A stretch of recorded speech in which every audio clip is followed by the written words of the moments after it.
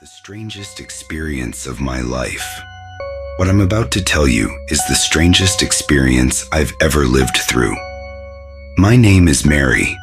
My friend Carol and I were driving from Florida to New Jersey a few months back. We were returning from a trip visiting friends at school, and while the visit was fun, we had to get on with our lives. It was supposed to be a fun road trip, just us two, with snacks, music, and time to catch up. As the night turned to morning, my back started aching from sitting too long. I told Carol we should pull over, get some gas, and maybe find something to eat. We exited at a town that promised a lively, touristy vibe, but when we pulled in, it felt wrong. The first stop was a convenience store. It looked normal, but Carol was frustrated they didn't have her favorite drink. I paid for my Gatorade and noticed the cashier, a woman in her early 30s with suspenders.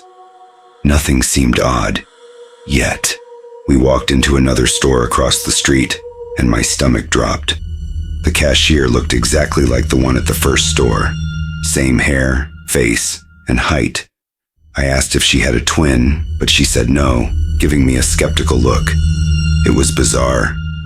Carol brushed it off, saying I was tired. But when we stopped for gas, things escalated. The station was empty when we pulled in, but as we came out of the building, it was packed with cars and people, all staring at us.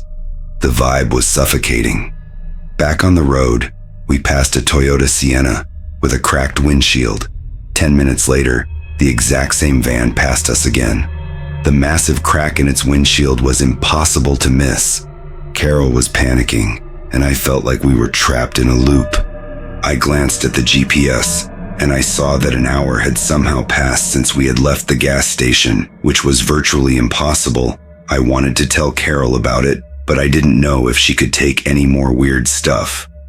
My heart was in my throat, but I just kept driving. Part of me wondered if the GPS was going to start taking us in circles.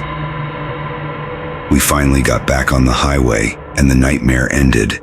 It felt like we were waking from a dream when we finally got back on the highway. Even now, I can't explain what happened. That place wasn't just strange, it was wrong. I've found similar stories online, but nothing concrete.